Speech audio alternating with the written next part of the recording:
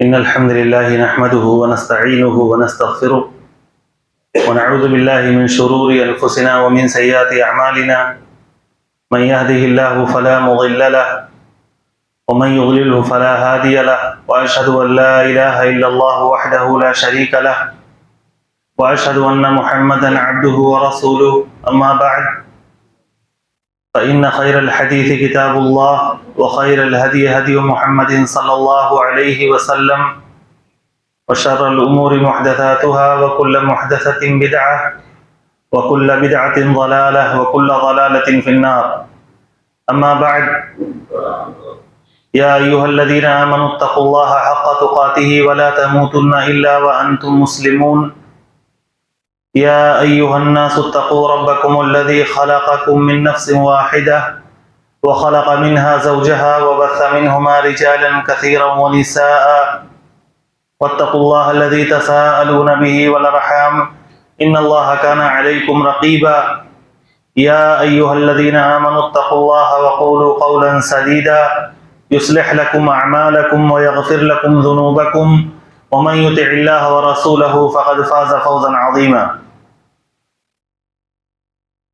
وقد قال الله سبحانه وتعالى: الذين قال لهم الناس إن الناس قد جمعوا لكم فاخشوهم فزادهم إيمانا وقالوا حسبنا الله ونعم الوكيل، فانقلبوا بنعمة من الله وفضل لم يمسسهم سوء واتبعوا رضوان الله.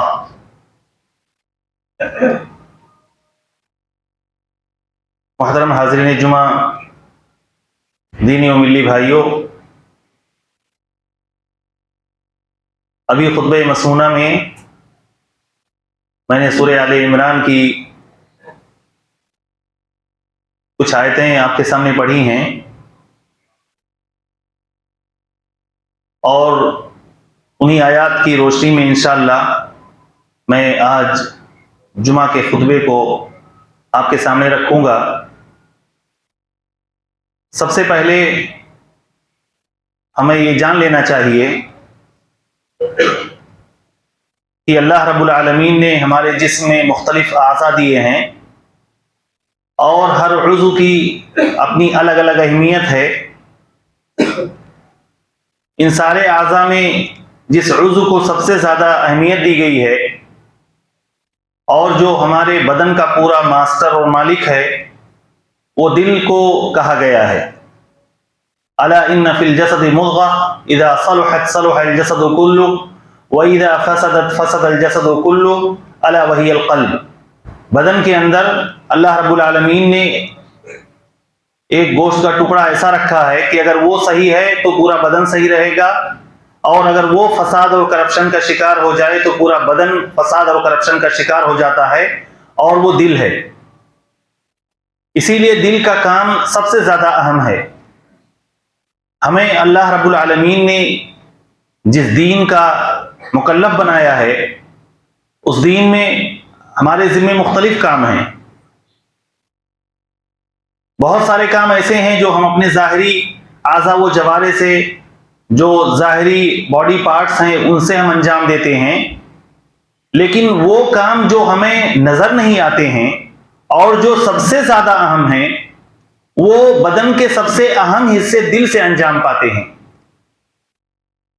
اسی لیے قیامت کے دن یوم لا ينفع مال ولا بنون الا من اتى الله بقلب سلیم، اس دن کوئی مال، انسان کے بیٹے فائدہ نہیں پہنچائیں گے۔ اگر کوئی چیز انسان کو فائدہ پہنچائے گی تو وہ دل ہوگا جو صحیح سالم ہوگا، جو کرپشن سے، فساد سے، برائیوں سے پاک ہوگا۔ اس دل کے اعمال سے جو سب سے اہم عمل ہے وہ اللہ رب العالمین پر توکل ہے۔ توکل ایک ایسا لفظ ہے جو ہم چلتی پھرتی زندگی میں بار بار بولتے ہیں، استعمال کرتے ہیں، لیکن اگر اس کے حقیقی معنی اور مفہوم کو، ہماری زندگیوں پہ اس کے جو اثرات ہیں، اس کو دیکھیں تو معلوم ہوتا ہے کہ ہم توکل کا صحیح معنی اور مطلب سمجھتے نہیں ہیں۔ حالانکہ توکل ایمان کا وہ درجہ ہے کہ اسے آدھا دین قرار دیا گیا ہے۔ آدھا دین توکل کا نام ہے. اگر انسان کا توحید مضبوط ہے تو اس کا توکل مضبوط ہوگا. انسان کے توحید میں نقص ہے، کمی ہے، تو اسی قدر انسان کے توکل میں بھی نقص اور کمی پائی جائے گی. اس لیے توکل کا معنی اور مطلب سمجھنا ہمارے لیے بے حد ضروری ہے. دینی بھائیوں، توکل یہ عربی لفظ ہے جس کے معنی ہوتے ہیں بھروسہ کرنا. اسی سے وکیل لفظ آتا ہے، وکیل جو ہم لائر کے لیے یا ایڈوکیٹ وغیرہ کے لیے استعمال کرتے ہیں. وکیل کو وکیل اسی لیے کہتے ہیں کیونکہ ہم ایسے کاموں میں جو خود نہیں کر سکتے ہیں اس کو ذمہ داری سونپتے ہیں کہ وہ ہماری طرف سے ہمارے کیس کو لڑے. جس چیز میں ہم عاجز ہوتے ہیں، جو چیز ہم کر نہیں پاتے ہیں، ہم اس کے اوپر پورا ٹرسٹ کرتے ہیں، بھروسہ کرتے ہیں، اور وہ ہماری طرف سے ہمارے کیس کو وہ فائٹ کرتا ہے. اسی لیے اس کو وکیل کہتے ہیں. اور اللہ رب العالمین کا نام الوکیل ہے، کارساز، ڈسپوزر آف افیئرز، جو کام بنانے والا ہے. اللہ رب العالمین کا نام الوکیل ہے. تو توکل کا معنی ہے اللہ رب العالمین پر ہر نفع اور نقصان کے معاملات میں پورا بھروسہ کرنا. ہر نفع نقصان میں آپ کو جو فوائد حاصل ہو رہے ہیں اس میں اللہ پر پورا بھروسہ کریں. جو بھی نقصان کا ڈر اور اندیشہ آپ کو ہو اس میں اللہ رب العالمین پر پورا کامل اور یقین اور بھروسہ ہو. یہ یقین اور بھروسہ جتنا زیادہ مضبوط ہوگا اتنا ہی زیادہ ایک انسان مضبوط ہوگا. جسمانی طور پر بھلے وہ کمزور ہو، فزیکلی وہ کتنا ہی نحیف اور کمزور کیوں نہ نظر آئے، لیکن توکل کی دولت سے جو مالا مال ہوتا ہے، یقین کی دولت سے جو شخص مالا مال ہوتا ہے، جس دل میں اللہ رب العالمین نے توکل کی دولت ڈال دی ہے، وہ انسان دنیا کا سب سے مضبوط انسان ہوتا ہے، سب سے بہادر انسان ہوتا ہے، سب سے نڈر انسان ہوتا ہے، سب سے زیادہ مستغنی اور بے نیاز انسان ہوتا ہے. نہ کسی سے کوئی لالچ رکھتا ہے، نہ کسی سے کوئی امید رکھتا ہے، نہ کسی سے کوئی سوال کرتا ہے، نہ کسی کے سامنے گڑگڑاتا اور مانگتا ہے، بلکہ وہ تمام دنیا کی کمزور جو ہستیاں ہیں، دنیا کے جو کمزور اسباب ہیں، ان سے مستغنی اور بے نیاز ہو کر وہ عرش بری پر جو رب جلوہ افروز ہے اس پر پورا یقین اور بھروسہ اور توکل کرتا ہے. اسی لیے وہ سب سے زیادہ مضبوط ہوتا ہے. سورہ آل عمران میں اللہ رب العالمین نے صحابہ کرام کی زندگی میں ایک اہم واقعہ جنگ احد کی شکل میں پیش آیا. جنگ احد سن 3 ہجری میں، شوال سن 3 ہجری میں یہ جنگ لڑی گئی، اور یہ وہ جنگ ہے جو مدینے کے قریب ہی احد کے دامن میں لڑی گئی. ابتدا میں مسلمانوں نے بازی جیت لی، میدان جیت لیا، کفار میدان چھوڑ کر بھاگ نکلے، لیکن کچھ صحابہ کرام کی رسول اللہ صلی اللہ علیہ وسلم کے حکم کی مخالفت کی وجہ سے جیتی ہوئی بازی مسلمان تقریباً ہار گئے، اور میدان کا پورا نقشہ بدل گیا، جس میں اللہ کے نبی صلی اللہ علیہ وسلم خود زخمی ہوئے، آپ کا سر زخمی ہوا، آپ کے دندان مبارک، آپ کے دانت ٹوٹے، بے ہوش ہو کے آپ صلی اللہ علیہ وسلم گر پڑے، آپ کے چچا حمزہ شہید ہوئے، مصعب بن عمیر شہید ہوئے، اور 70 کے قریب صحابہ کرام جو ہے شہید ہوئے. بہت عجیب منظر تھا، بہت ہی بھیانک اور تکلیف دہ منظر تھا. مسلمان لوٹے پوٹے تھے، حوصلہ ٹوٹا ہوا تھا، زخموں سے نڈھال تھے. مدینہ کی طرف جب پہنچے تو خبر پہنچی کہ ابو سفیان جو ابھی تک مسلمان نہیں ہوئے تھے اور میدان جنگ سے وہ مکے کی طرف واپس جا رہے تھے، راستے میں ان کو خیال آیا کہ ابھی تو ہمارا مشن پورا نہیں ہوا ہے، کیوں نہ مدینے پہ جا کے دوبارہ حملہ کر دیں، تاکہ رہی صحیح جو کسر ہے مسلمانوں کی، جو آخری طاقت ہے، وہ بھی پورے طور پر ختم ہو جائے. یہ خیال ابو سفیان کے دل میں آیا، اور یہ خبر اللہ کے نبی صلی اللہ علیہ وسلم تک ہوتے ہوتے پہنچ گئی کہ ابو سفیان دوبارہ مدینے پر حملہ آور ہونے والا ہے. سوچیں، 70 سے زیادہ صحابہ کرام شہید ہوئے ہیں، پتہ نہیں کتنے زخمی ہوئے ہیں، حوصلے مورال پورے طور پر ڈاؤن ہیں، اپنی تکلیف کی انتہا پر پہنچے ہوئے صحابہ کرام. اس موقع پر یہ خبر پہنچتی ہے بجلی کی طرح کہ دوبارہ ابو سفیان جو ہے مدینے پر حملہ آور ہو رہا ہے، جہاں عورتیں ہیں، بچے ہیں، اور انسان اپنے بیوی بچوں کے معاملے میں بہت کمزور واقع ہوا ہے، اپنا سب کچھ داؤں پہ لگا دیتا ہے ان کی عزت و آبرو کو بچانے کے لیے۔ اللہ کے رسول صلی اللہ علیہ وسلم نے کہا، آپ کا یہ ہمیشہ طریقہ تھا، جنگی طریقہ، کہ جہاں بھی آپ دیکھتے تھے کہ دشمن آپ کے اوپر حملے کی تیاری کر رہا ہے، اس سے پہلے کہ وہ آپ پر حملہ آور ہوتا، آپ جا کے پیش قدمی کرتے ہوئے اس کے اوپر حملہ کر دیتے تھے۔ اللہ کے نبی صلی اللہ علیہ وسلم نے کہا کہ اس سے پہلے کہ ابو سفیان آ کے مدینے پر حملہ کرے، ہم جا کے اس کو جو ہے اس کا تعاقب کرتے ہیں، اس پر حملہ کرتے ہیں۔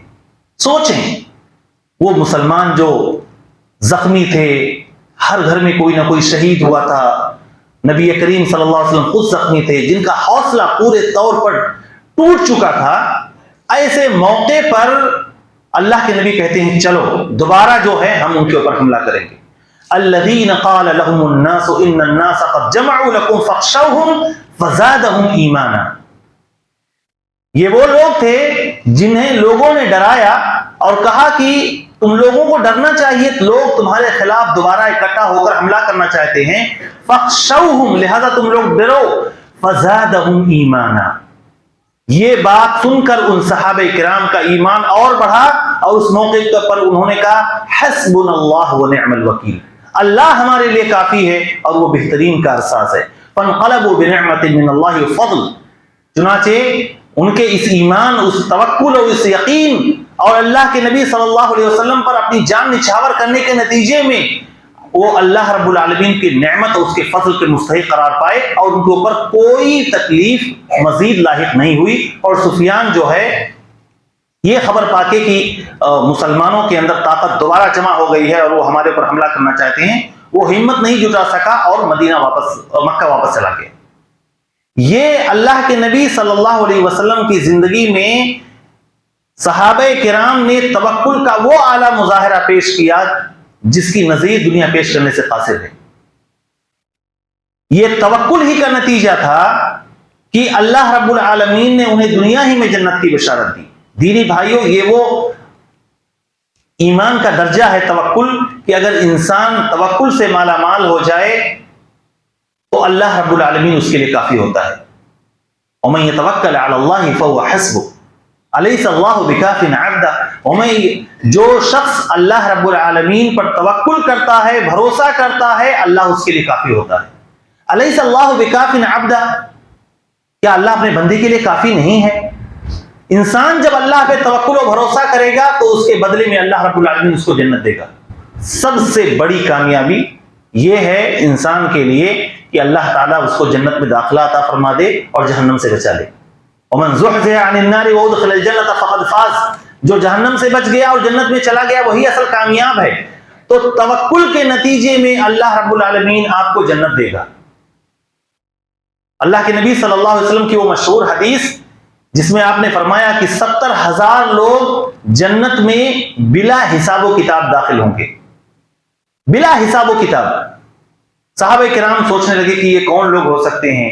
شاید یہ وہ لوگ ہوں جو پیدائشی مسلمان ہیں، اسلامی گھر میں پیدا ہوئے، اسلامی نشو و نما ہوئی، ہم لوگ تو کفر سے نکل کر پھر اسلام میں داخل ہوئے ہیں۔ کچھ لوگوں نے الگ الگ اندازے لگائے، پھر اللہ کے نبی صلی اللہ علیہ وسلم نے کہا نہیں، یہ وہ لوگ ہیں الذین لا یسترقون، جو کسی سے دم نہیں کرواتے ہیں۔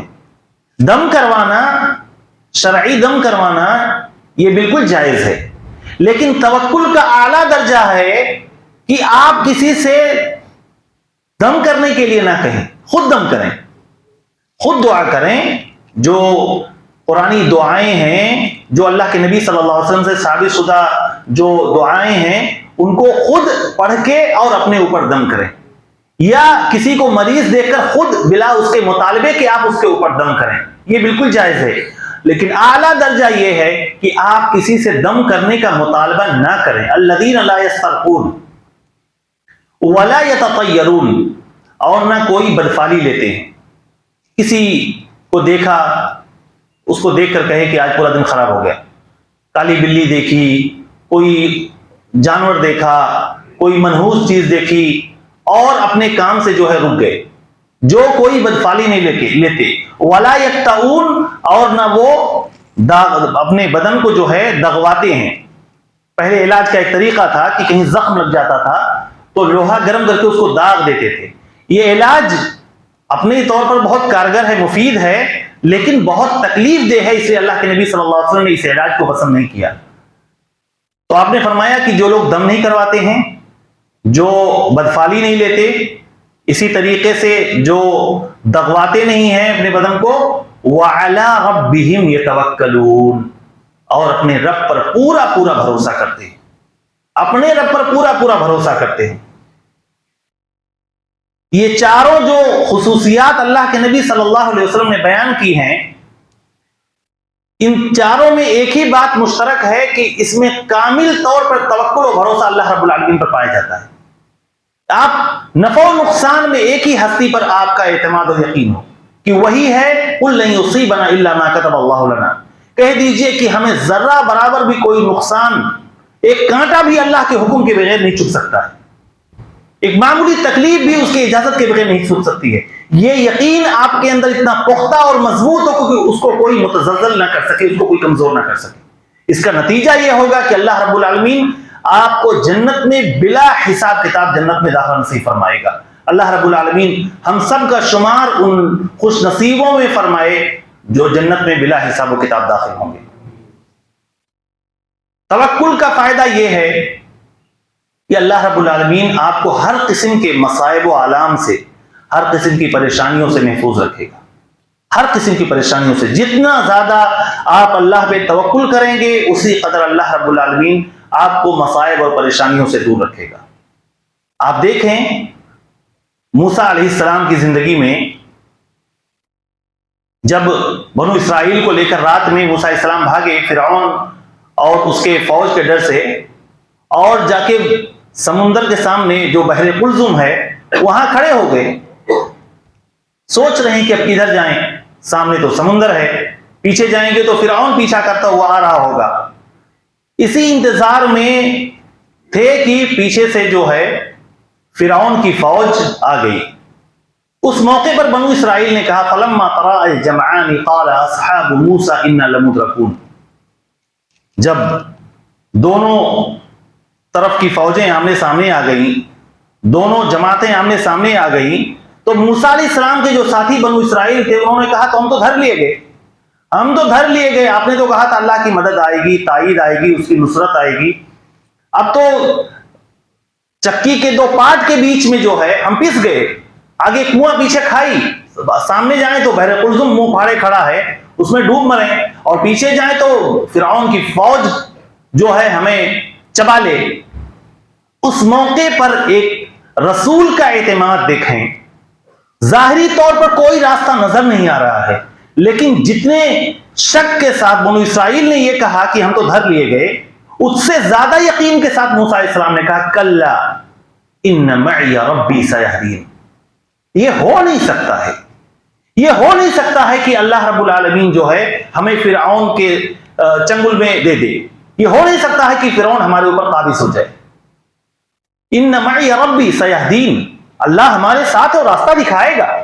اللہ نے وعدہ کیا تھا کہ ہم تمہاری تائید کریں گے، کیونکہ جس وقت موسیٰ اور ہارون کو اللہ تعالیٰ نے فرعون کے پاس بھیجا تھا، اس وقت اللہ تعالیٰ نے ان دونوں سے کہا تھا کہ جاؤ فرعون کے پاس، انی معکما اسمع و ارى، ڈرو نہیں موسیٰ، ہارون تمہیں خوف کھانے کی ضرورت نہیں ہے، انی معکما، میں تم دونوں کے ساتھ ہوں، دیکھ رہا ہوں اور سن رہا ہوں، اسمع و ارى، دیکھ رہا ہوں اور سن رہا ہوں، تمہیں گھبرانے کی ضرورت نہیں۔ یہ وعدہ الہی موسیٰ علیہ السلام کو معلوم تھا کہ اللہ کی نصرت، اس کی تائید، اس کی مدد کی یقین دہانی اللہ نے کرائی ہے، ایسا کیسے ہمیں بے یار و مددگار چھوڑ دے گا۔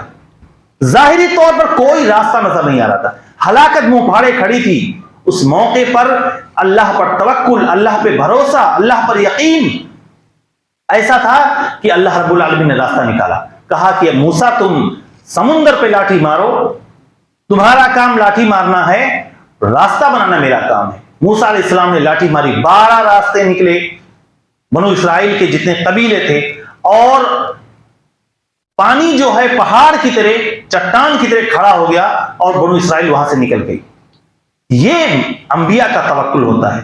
اللہ رب العالمین ایسی پریشانی کے موقع پر، ایسے تکلیف کے موقع پر، جب ظاہری طور پر کچھ انسان کو نظر نہ آئے، اللہ رب العالمین راستہ نکالتا ہے۔ لیکن توکل اتنا مضبوط ہو، یقین اتنا مضبوط ہو، بھروسہ اتنا کامل ہو کہ اس میں ذرا برابر شک و شبہے کی گنجائش نہ ہو۔ اللہ کے رسول صلی اللہ علیہ وسلم سفر ہجرت کے موقع پر جب ابو بکر کے ساتھ نکلے اور جا کے غار ثور میں چھپ گئے اور 3 دن تک وہاں چھپے رہے، آپ کی تلاش میں دشمن چپے چپے کو چھان رہا تھا۔ ابو بکر اور اللہ کے رسول صلی اللہ علیہ وسلم کی گردن پر بہت بھاری انعام رکھا گیا تھا، زندہ یا مردہ لے کر آؤ انعام لو۔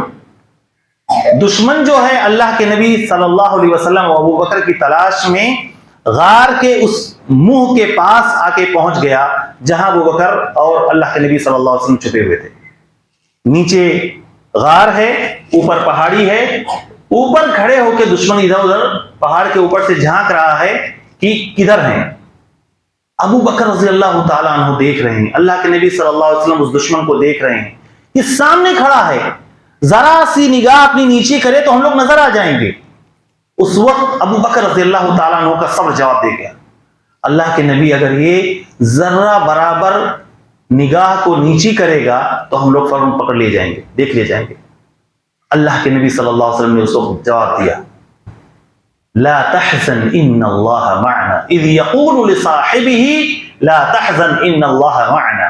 جس وقت اللہ کے رسول صلی اللہ علیہ وسلم کہہ رہے تھے اپنے ساتھی سے، گھبراؤ نہیں، اللہ ہمارے ساتھ ہے۔ دیکھیں اللہ رب العالمین اس دشمن کو وہاں تک لے آیا لیکن اس کو نگاہ نیچے ڈالنے کی توفیق نہیں ہوئی۔ یہ اللہ پر توکل کا نتیجہ تھا، اللہ پر بھروسہ کا نتیجہ تھا کہ اس تکلیف اور اس پریشانی کے موقع پر جب دشمن سامنے کھڑا تھا، چاروں طرف اس کو نگاہ دوڑانے کی توفیق ملی لیکن نگاہ نیچے کرنے کی توفیق نہیں ملی۔ یہ کون ہستی ہے؟ یہ رب العزت ہے، یہ رب کائنات ہے، جس کے ہاتھ میں سب کی پیشانی ہے۔ وہی جو چاہتا ہے ہوتا ہے۔ اس لیے جس قدر ہم اپنے آپ کو اللہ کے حوالے کریں گے اسی قدر اللہ رب العالمین ہمارے کام آئے گا، ہمارے یقین کے حساب سے، ہمارے اعتماد کے اعتبار سے۔ اسی لیے ہر جگہ دینی بھائیوں، آپ قرآن میں دیکھیں تقریباً 9 جگہ پر اللہ تعالیٰ نے اپنے نبی محمد رسول اللہ صلی اللہ علیہ وسلم کو حکم دیا ہے کہ اللہ پر توکل کرو، اللہ پر توکل کرو، اللہ پہ بھروسہ کرو، اور ایمان کی شرط قرار دیا، وَعَلَى اللَّهِ فَتَوَكَّلُوا إِن كُنتُم مُؤْمِنِينَ۔ اگر تم مومن ہو تو اللہ ہی پہ بھروسہ کرو، وَعَلَى اللَّهِ فَلْيَتَوَكَّلِ الْمُؤْمِنُونَ، اور مومن جو ہے اللہ ہی پر بھروسہ کرتے ہیں۔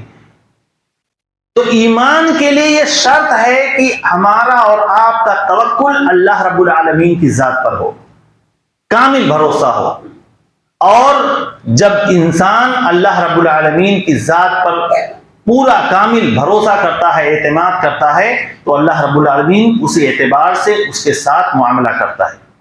لیکن توکل کا یہ مطلب نہیں ہے دینی بھائیوں کہ ہم اسباب کو نہ اپنائیں۔ بعض لوگوں کے ذہن میں یہ غلط فہمی پیدا ہو جاتی ہے کہ توکل کا مطلب یہ ہے کہ ہم ہاتھ پیر نہ ماریں، کوشش نہ کریں اور اللہ پہ بھروسہ کر کے بیٹھیں۔ نہیں، توکل کا مطلب یہ ہے کہ آپ اسباب کو اپنائیں، جن چیزوں کو اللہ نے سبب قرار دیا ہے ان کو آپ اپنائیں اور نتیجے کو اللہ رب العالمین کے حوالے کر دیں۔ اللہ کے رسول صلی اللہ علیہ وسلم کی زندگی ہے، انبیاء کی زندگی ہے، آپ دیکھیں ان کی زندگیوں کو، کبھی ایسا نہیں ہوا کہ انہوں نے اللہ پر توکل کا یہ غلط مفہوم سمجھا ہو کہ سرے سے اسباب کو ہم اپنائیں ہی نہ، یا ایک دوسری انتہا یہ ہے کہ اسباب ہی کو ہم سب کچھ سمجھ لیں۔ اللہ کے نبی صلی اللہ علیہ وسلم سید المتوکلین ہیں، بھروسہ کرنے والے، توکل کرنے والوں کے امام ہیں آپ، لیکن جنگ کے موقع پر آپ ڈبل زرہ پہنتے ہیں، ڈبل زرہ آرمر، تاکہ دشمن کی وار سے بچ سکے۔ یہ نہیں تھی کہ وہ اپنے آپ کو بلا کسی اسباب کو اپنائے ہوئے دشمن کے فوج میں اپنے آپ کو جھونک دیں اور سوچیں کہ اللہ پہ بھروسہ کریں گے. اللہ پہ توکل کرتے ہوئے انسان 10 منزلیں سے چھلانگ لگا دے اور کہے کہ مجھے اللہ بچا لے گا. نہیں، ایسا نہیں ہوتا، ایسا نہیں ہوتا. انسان ایڈونچرس نہ بنے، ظاہری جو اسباب ہیں ان کو اپنائے، غلط اسباب کو نہ اپنائے. جو سبب ہے اسی کو سبب مانے. جن چیزوں کو اللہ نے سبب قرار نہیں دیا ان کو سبب نہ مانے، اور سبب کو اختیار کر کے اللہ رب العالمین پر بھروسہ کرے. اسی لیے جگہ جگہ قرآن میں، احادیث میں اللہ کے رسول صلی اللہ علیہ وسلم نے ہمیں محنت کرنے کے لیے کہا ہے. فَإِذَا قُضِيَتِ الصَّلَاةُ فَانْتَشِرُوا فِي الْأَرْضِ وَابْتَغُوا مِنْ فَضْلِ اللَّهِ. جمعہ کی نماز ختم ہو گئی، اب آپ مسجد میں بیٹھ کے یہ توکل کریں کہ روزی آپ کے پاس آ جائے گی. یہ غیر اسلامی جو ہے ایمان ہے. غیر اسلامی طریقے سے کوئی انسان اگر یہ سمجھے کہ ہم مسجد میں بیٹھ کر یا صرف عبادت کر کے ہمارے اوپر من و سلوہ اترے گا، تو ایسا نہیں ہوتا.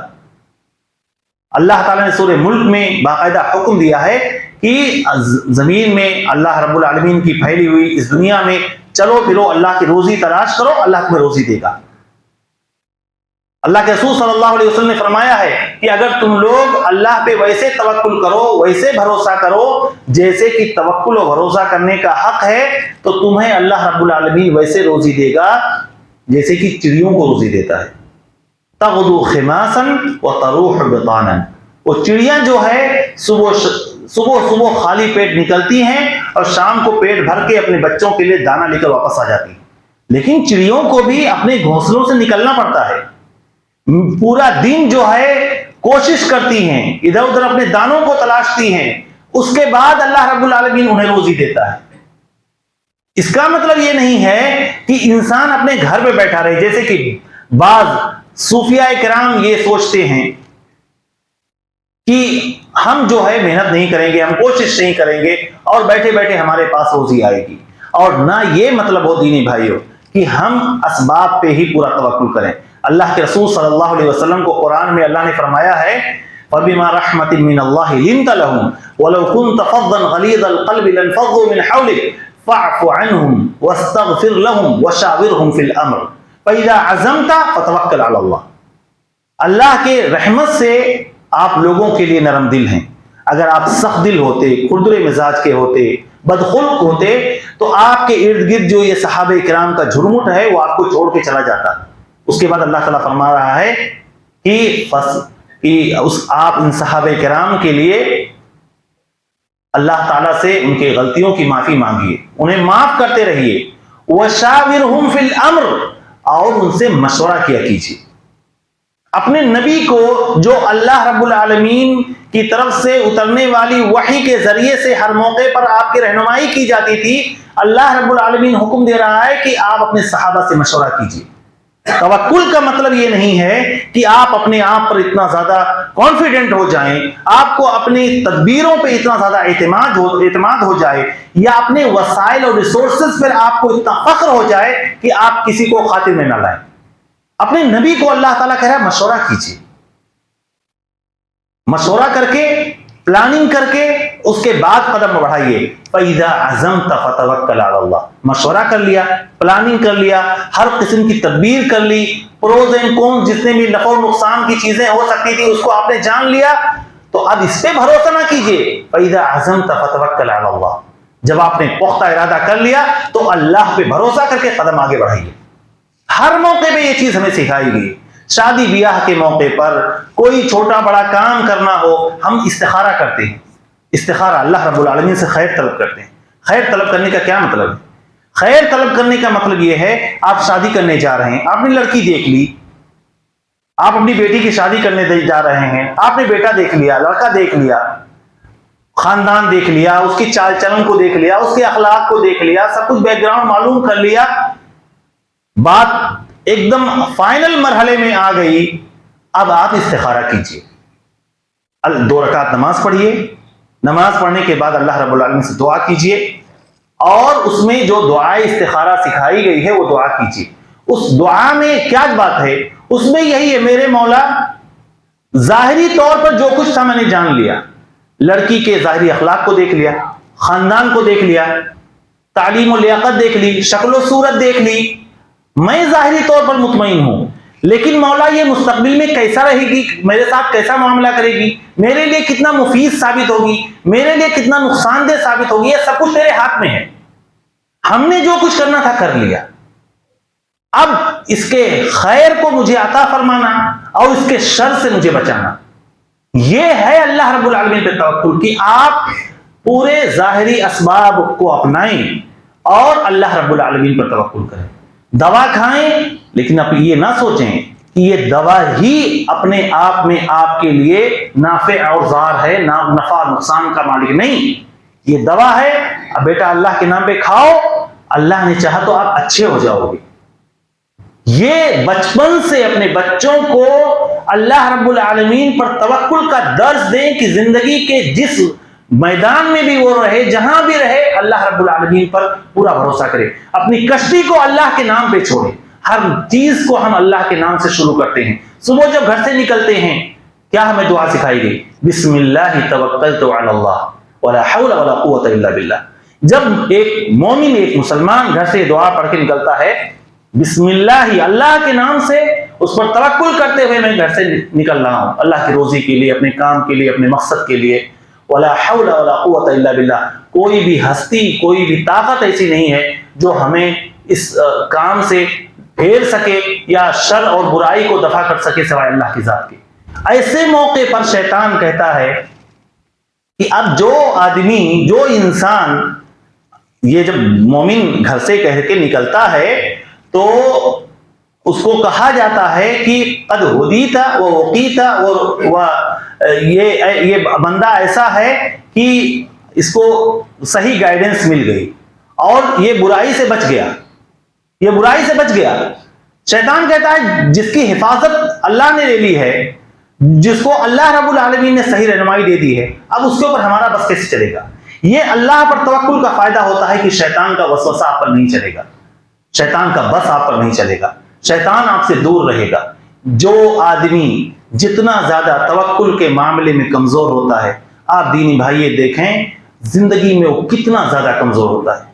ذرا ذرا سی بات پر ڈرے گا، ذرا ذرا سی بات پر جو ہے وہ خوف کھائے گا، کبھی روزی کے معاملے میں پریشان ہے، کبھی بیماری کا ڈر اس کو ستائے ہوئے ہے، کبھی دشمن کا خوف اس کو ستائے ہوئے ہے، کبھی کسی چیز کا ڈر اس کو اندیشہ ستائے ہوئے ہے، جانوروں کی آواز کو منحوس سمجھتا ہے، مخصوص ایام اور دنوں کو وہ منحوس سمجھتا ہے، کسی راستے کو وہ منحوس سمجھتا ہے، کسی گاڑی کو منحوس سمجھتا ہے، کسی گھر کو منحوس سمجھتا ہے۔ زندگی کے ہر معاملے میں معمولی معمولی چیزیں، معمولی معمولی جانور جو ہے اس کو ستاتے ہیں اور ڈراتے ہیں۔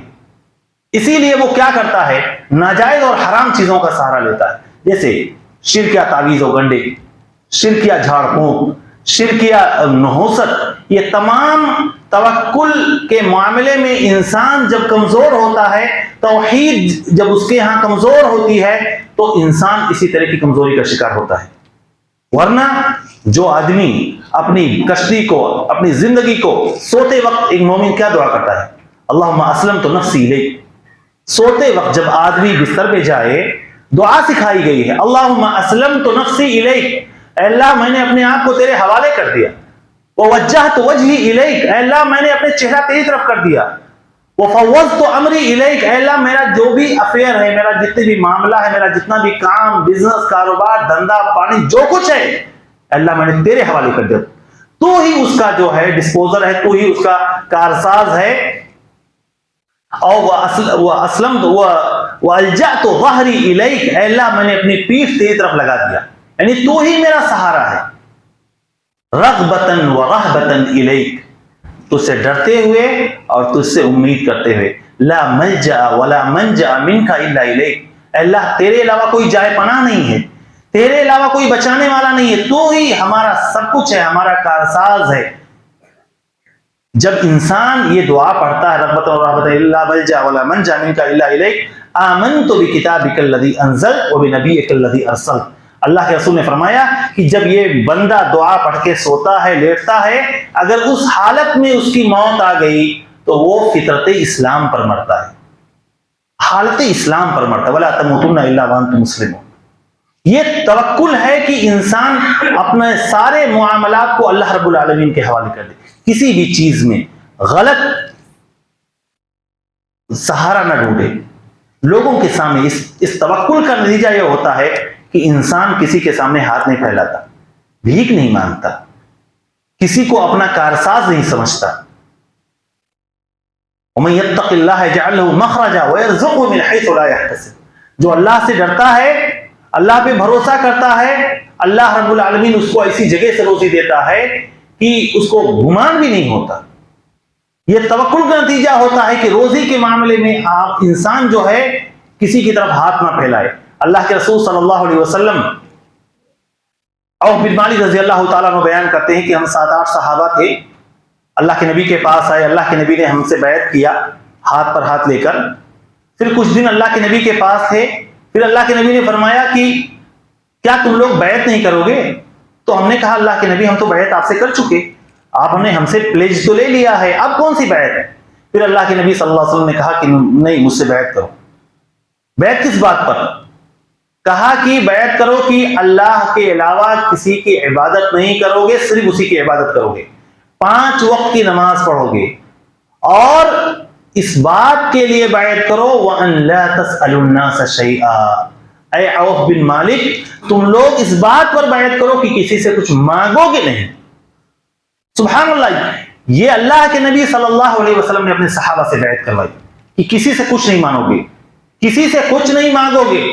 عوف بن مالک رضی اللہ تعالیٰ عنہ کہتے ہیں کہ میں نے ان 7-8 صحابہ کو دیکھا جنہوں نے اللہ کے نبی سے بیعت کی تھی اس بات پر کہ کسی سے کچھ نہیں مانگیں گے، اس عہد و پیمان کو اس طرح نبھایا کہ ان میں سے کسی شخص کا اگر اونٹ پر بیٹھے ہوئے یا اس کی سواری پر بیٹھے ہوئے کوڑا زمین پر گر جاتا تھا تو کسی سے یہ نہیں کہتا تھا بھائی ذرا کوڑا پکڑا دو، وہ اپنی سواری سے نیچے اترتا تھا، کوڑا اٹھاتا تھا اور دوبارہ پیٹھ پر بیٹھتا تھا۔ یہ توکل کی کمی ہوتی ہے۔ آج مسلم معاشرے میں دیکھیں، ذرا سا کوئی ہینڈی کیپڈ ہو گیا، ذرا سا کوئی جسمانی طور پر اللہ رب العالمین نے کمزور بنا دیا، اس کو سماج کے رحم و کرم پہ چھوڑ دیتے ہیں، بھیک مانگو، یا ہٹے کٹے ہیں بھیک مانگتے ہیں، ہٹے کٹے ہیں لوگوں کے سامنے دستے سوال دراز کرتے ہیں، دنوں رات جو ہے وہی ان کا پیشہ ہے۔ یہ اس بات کا نتیجہ ہوتا ہے کہ انسان ظاہری طور پر، باطنی طور پر اللہ رب العالمین کو اس کا توکل نہیں ہے، اس کا بھروسہ نہیں ہے، اسی لیے وہ اپنے آپ کو لوگوں کے سامنے ذلیل کرتا ہے۔ دینی بھائیوں، ہمیں چاہیے کہ ہم اپنے اندر توحید کو مضبوط کریں، اور توحید جس قدر مضبوط ہوگا اللہ رب العالمین پر توکل و بھروسہ ہی اتنا زیادہ مضبوط ہوگا۔ اللہ پہ توکل جتنا زیادہ مضبوط ہوگا ہمارے معاملات اتنے ہی زیادہ آسان ہوتے جائیں گے، اور کل قیامت کے دن اللہ رب العالمین کی مغفرت اور اس کی جنت کے ہم مستحق بنیں گے۔ اللہ رب العالمین سے دعا ہے کہ اللہ رب العالمین ہمارے اندر توکل والا ایمان عطا فرمائے۔ الہ العالمین تو ہمیں توفیق دے کہ ہم اپنے ہر معاملات میں تجھی پہ بھروسہ کریں۔ میرے مولا، ہمیں جو لوگ توحید کے معاملے میں صحیح علم نہیں رکھتے ہیں، توحید کے تعلق سے جن کے اندر شکوک و شبہات پائے جاتے ہیں، عقیدے کی جن کے اندر خرابیاں پائی جاتی ہیں، میرے مولا تو نے ان کے عقیدے کی اصلاح فرما دے۔ الہ العالمین تو نے کتاب و سنت پر چلنے والا بنا دے۔ الہ العالمین ہمیں جو لوگ پریشان حال ہیں ان کی پریشانیوں کو دور فرما دے۔ میرے مولا جو لوگ قرض دار ہیں انہیں قرض کی ادائیگی کے لیے کوئی سبیل پیدا فرما دے۔ الہ العالمین ہمیں جو لوگ بے نمازی ہیں انہیں نمازی بنا دے۔ الہ العالمین جو بدعت اور شرک کا شکار ہیں، الہ العالمین ہم تجھ سے دعا گو ہیں کہ انہیں صحیح دین، صحیح عقیدہ، صحیح کتاب و سنت پر چلنے والا بنا دے۔ الہ العالمین دنیا میں جب تک ہم زندہ رہیں اسلام پر زندہ رہیں، اور جب ہمارا خاتمہ ہو تو ایمان پر ہو۔ بارک اللہ لنا ولکم فی القرآن العظیم ونفعنا وإياكم بالآیات والذکر الحکیم، انہ تعالی جواد کریم ملک